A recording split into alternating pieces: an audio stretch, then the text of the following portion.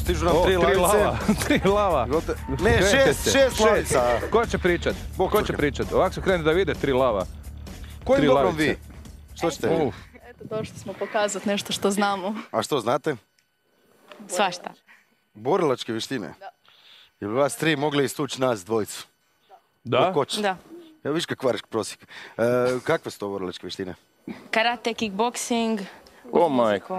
Uz muziku? Da. Jedva čekam da vidimo. Lavice. Dobrodošli u Super Talent. Hvala. Predstavite se. Ja sam Ramon. Ja sam Emily. Ja sam Maja. A zajedno ste? Mi smo Lavice. Lavice, baš ste lavice. Lavice. Čime se vi bavite? Što ćete nam pokazati? Hoćemo. Što? Bavimo se karateom i kickboxingom. Pokazat ćemo vam sve to uz muziku, da bude zanimljivije. Evo, izvolite.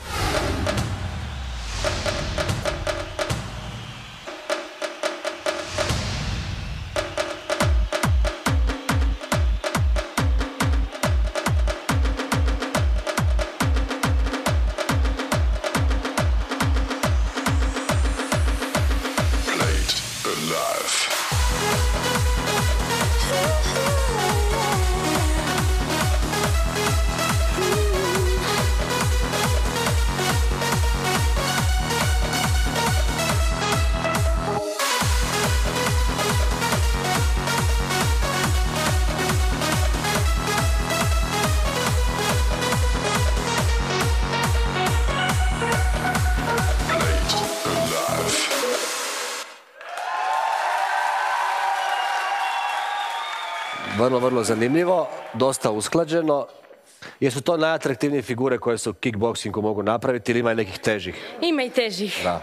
Ali to danas nije bilo na Ne repertoaru. danas. A ako prođete? Naravno. Meni je bilo zanimljivo. Ako vas pustimo dalje, trebalo bi stvarno još nekakvih atraktivnijih, ne možda težih, nego atraktivnijih. Malo krvi i to da bude. Znači gdje morate plijeniti pažnju publike u prvih par sekundi morate ih pridobiti za sebe.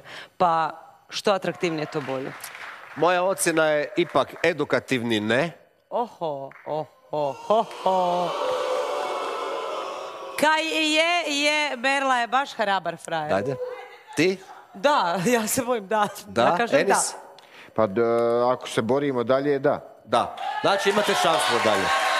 Imate šansu. Ali malo bolje. Ajde, sretno.